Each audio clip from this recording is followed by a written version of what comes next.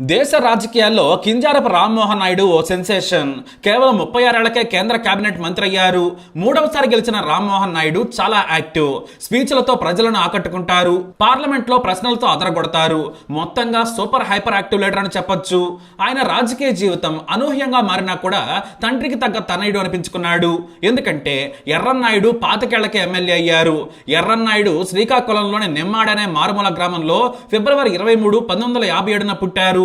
తమ కుటుంబంలోనే కాదు, ఏకంగా గ్రామంలోనే ఆ రోజుల్లో లా డిగ్రీ చదివి రికార్డ్ క్రియేట్ చేశారు. ఆంధ్ర యూనివర్సిటీలో లా చదివిన తర్వాత ఎన్టీఆర్ ప్రభంజనం చూసి కాంగ్రెస్ పాలన మీద విరక్తితో తాను ప్రజాసేవలోకి రావాలని నాడు ఎన్టీ రామారావు స్థాపించిన పార్టీలో చేరారు. ఆ తర్వాత 1983 ఎన్నికల్లో ఎమ్మెల్యేగా గెలిచారు. అప్పుడు ఎర్రన్నాయుడు వయసు కేవలం 25. అతి చిన్న వయసు ఎమ్మెల్యేగా మొత్తం అసెంబ్లీలో రికార్డ్ క్రియేట్ చేశారు. ఆ తర్వాత ఎన్నికల్లో గెలిచినా కానీ 1989లో టికెట్ దక్కలేదు. దీంతో ఇండిపెండెంట్ గా పోటీ చేసి మరీ గెలిచారు ఎర్రన్నాయుడు. ఆ తర్వాత మళ్ళీ టీడీపీలోనే చేరి మళ్ళీ ఎన్నికయ్యారు. అయితే అదే ఏడాది ఎన్టీఆర్ పై చంద్రబాబు నాయుడు తిరుగుబాటు చేయడంతో ఎర్రన్నాయుడు కూడా బాబు క్యాంప్ లో చేరిపోయారు. ఆ తర్వాత మంత్రిగా కూడా పనిచేశారు. టీడీపీలో నాటి నుంచి ఎర్రన్నగా ఆయన పాపులర్. ఉత్తరాంధ్ర జిల్లాలకు పెద్ద నాయకుడయ్యారు. అయితే 1996లో శ్రీకాకుళం నుంచి ఎంపీగా పోటీ చేసిన ఆయన గెలిచి జాతీయ రాజకీయాల్లో కూడా మంచి పేరు తెచ్చుకున్నారు. కేంద్ర మంత్రిగా యునైటెడ్ ఫ్రంట్ సర్కార్ లో పనిచేశారు. గ్రామీణాభివృద్ధి, ఉపాధి కల్పన శాఖ మంత్రిగా కూడా గొప్పగా పనిచేశారు.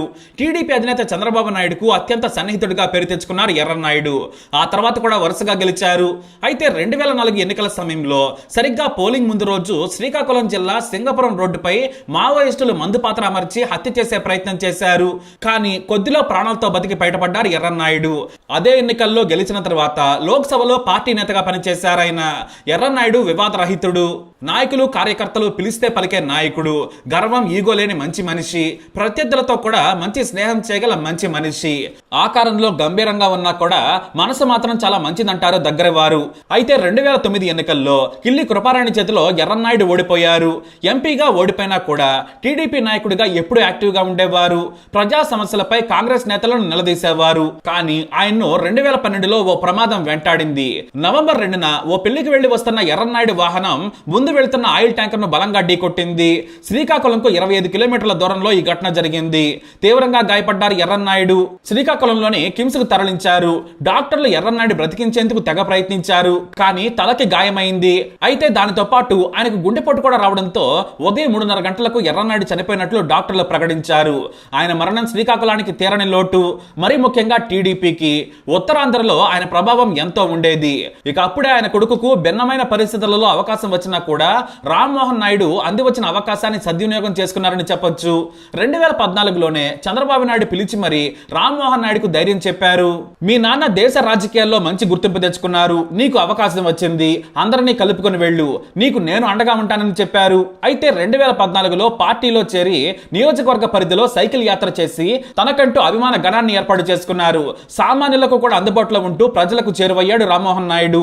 బీటెక్ చదివి ఆ తర్వాత ఎంబీఏ చేసిన రామ్మోహన్ నాయుడు ఎంతో అణుకువతో ముందుకు సాగుతారు. తండ్రి మాదిరిగానే కోపం లేకుండా అణుకువతో సాగే ఆయనకు ప్రజలు బ్రహ్మరథం పట్టారు. మొదటిసారి పోటీ చేసినప్పుడే 1,27,000 మెజారిటీతో గెలుపొందారు. అంతే, నాటి నుంచి రామ్మోహన్ నాయుడు పేరు ఢిల్లీలో కూడా మారుమోగింది. తెలంగాణ ఉద్యమం కీలకంగా ఉన్న సమయంలో కానీ, ఆ తర్వాత కాంగ్రెస్ పై ప్రశ్నలు సంధించే విషయంలో కానీ రామ్మోహన్ నాయుడు పార్లమెంట్ లో స్పీచ్లతో అదరగొట్టారు. ఇంగ్లీషు, హిందీ భాషలతో ఆకట్టుకున్నారు. ఇటు చంద్రబాబు నాయుడుకు మంచి అనుచరుడు అనిపించుకున్నారు రామ్మోహన్ నాయుడు. ఎంతో మర్యాదగా పార్టీ లైన్ దాటకుండా అణుకువతో పార్టీ కోసం పనిచేసే రామ్మోహన్ నాయుడు అంటే ఎంతో ఇష్టపడతారు బాబు. అతని తండ్రి మీద గౌరవంతో పాటు అంతే స్థాయిలో రామ్మోహన్ నాయుడు కూడా టీడీపీ అధినేత దగ్గర మంచి పేరు తెచ్చుకున్నారు. ఇక 2019 ఎన్నికల్లో కూడా వైసీపీ హవా బేపచ్చంగా స్టేట్ మొత్తం ఉన్నా కూడా ఎంపీగా మాత్రం ఆయనకు వైసీపీ పోటీ కూడా ఇవ్వలేకపోయింది. మొత్తం శ్రీకాకుళం పరిధిలో 5 అసెంబ్లీ స్థానాల్లో టీడీపీ ఘోరంగా ఓడిపోయింది. కానీ రామ్మోహన్ నాయుడు మాత్రం భారీ మెజారిటీతో గెలిచారు. టీడీపీ జాతీయ ప్రధాన కార్యదర్శిగా బాధ్యతలు తీసుకున్న ఆయన చిన్న వయసులోనే పార్టీని, ఇటు ఎంపీగా బాధ్యతలను నెరవేర్చారు. జిల్లాలో టీడీపీని మళ్లీ పూర్వవైభవం తీసుకొచ్చేందుకు ఎంతో కృషి చేశారు. మరోవైపు వైసీపీ పాలనపై పార్లమెంట్లో వైసీపీ ఎంపీలతో పోటీ పడి మరీ కడిగేశారు. ఇటు జాతీయ అంశాల్లో కూడా రామ్మోహన్ నాయుడు ప్రశ్నలతో ఉక్కిరిబిక్కిరి చేసి ప్రధాని నరేంద్ర మోడీ దృష్టిని కూడా ఆకర్షించారు. ఇక మూడవసారి 2024 ఎన్నికల్లో తాను గెలవడమే కాదు, పార్టీని కూడా గెలిపించాల్సిన బాధ్యత ఏర్పడింది. ఇక టీడీపీ చీఫ్ చంద్రబాబు నాయుడు ఎప్పుడు శ్రీకాకుళం వచ్చినా కూడా రామ్మోహన్ నాయుడును పొగడతలతో ముంచెత్తుతాడు. మంచి మాటకారి, 3 భాషల్లో స్పీచ్లు ఎరగొట్టేస్తారు. తండ్రి ఎర్రన్నాయుడు మాదిరిగానే ఢిల్లీలోనూ పార్టీ పేరు, రాష్ట్రం పేరుని నిలబెట్టిన యువనేతగా ప్రజల ముందు గొప్పగా చెప్పేవారు బాబు. చెప్పినట్టుగానే ఈసారి 3,27,000 మెజారిటీతో గెలుపొందారు. అయితే ఈసారి రామ్మోహన్ నాయుడుకు అదృష్టం కూడా కలిసొచ్చింది. ఎన్డీఏ కూటమిలో ఉండడంతో పాటు బీజేపీకి సొంతంగా మెజారిటీ రాకపోవడంతో టీడీపీ మీద ఆధారపడాల్సిన పరిస్థితి ఏర్పడింది. అంటే మోడీ ప్రధాని కావాలంటే చంద్రబాబు మద్దతు కంపల్సరీ. దీంతో కేబినెట్ లో చేరుతామని టీడీపీ ప్రకటించడంతో 2 మంత్రి పదవులు దక్కాయి. అందులో ఒకటి కేబినెట్, రెండవది సహాయ మంత్రి. దీంతో చంద్రబాబు నాయుడు సులభంగానే రామ్మోహన్ నాయుడిని ఏం చేసుకున్నారు. ఎందుకంటే ఉన్నత చదువులు చదివిన యువకుడు, 3 సార్లు గెలిచిన నేత, కేబినెట్ మంత్రి పదవి ఇచ్చినా కూడా నిలబెడతాడనే నమ్మకం ఆయనది. పార్టీ లైన్ లోనే ఉండే రామ్మోహన్ నాయుడే ఫస్ట్ ప్రిఫరెన్స్ అయ్యారు. దీంతో తన తండ్రి 37 ఏళ్లకు కేంద్ర మంత్రి అయితే రామ్మోహన్ నాయుడు 36 ఏళ్లకే కేంద్ర మంత్రి అయ్యారని చెప్పొచ్చు. పైగా మొత్తం కేబినెట్ లోనే అతి చిన్న వయసు కలిగిన కేబినెట్ మంత్రిగా రికార్డ్ క్రియేట్ చేశారు రామ్మోహన్ నాయుడు. ఇప్పుడు రామ్మోహన్ నాయుడు మోడీ కేబినెట్ లో మినిస్టర్, కానీ ఆయనపై చాలా బాధ్యతలను పెట్టారు చంద్రబాబు నాయుడు. కేబినెట్ సమయంలోనే ఏపీకి రావాల్సిన నిధులపై కూడా పట్టుబట్టాల్సి ఉంది. ప్రతిసారి గుర్తు చేయాల్సి ఉంటుంది. తన శాఖ నుంచి కూడా మేజర్ నిధులను ఏపీ కోసం ఉపయోగించాలి. ఇక ఏపీకి ప్రత్యేక హోదా, అమరావతికి నిర్మాణ నిధులు, పోలవరం పూర్తి చేయడం, స్టీల్ ప్లాంట్ ప్రైవేటీకరణ ఆపడం లాంటివి ఖచ్చితంగా చేయాలి. లేదంటే ఆయనకు కూడా ఇబ్బందులు తప్పవు. అలాగే ప్రత్యర్థుల నుంచి తీవ్రమైన విమర్శలు ఎదుర్కోవాల్సి ఉంటుంది. కాబట్టి చాలా జాగ్రత్తగా వ్యవహరించాల్సి ఉంటుంది. అయితే రామ్మోహన్ నాయుడు కుటుంబం మొత్తం రాజకీయాల్లోనే ఉంది. రామ్మోహన్ నాయుడు భార్య పేరు శ్రావ్య. వీరికి ఓ కూతురుంది. శ్రావ్య తండ్రి బండారు సత్యనారాయణమూర్తి అనకాపల్లి జిల్లా మాడుగుల నుంచి ఎమ్మెల్యేగా గెలిచారు. ఇక రామ్మోహన్ నాయుడు చిన్నాన్న అచ్చెన్నాయుడు టీడీపీ అధ్యక్షుడు, సీనియర్ నేత. ఇక అచ్చెన్నాయుడు కూడా ఎలాగూ మంత్రి అవుతారు, అందులో సందేహమే లేదు. ఇక రామ్మోహన్ నాయుడు సోదరి ఆదిరెడ్డి భవానీ మాజీ రాజమండ్రి సిటీ ఎమ్మెల్యే.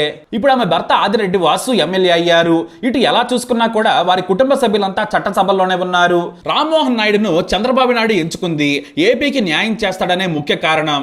అయితే కేంద్ర మంత్రి వర్గంలో అవకాశం వచ్చిన ప్రతిసారి ఉత్తరాంధ్రకి అవకాశం ఇస్తుంటారు బాబు. గతంలో ఎర్రన్నాయుడును యునైటెడ్ ఫ్రంట్ సర్కార్ లో మంత్రిని చేశారు.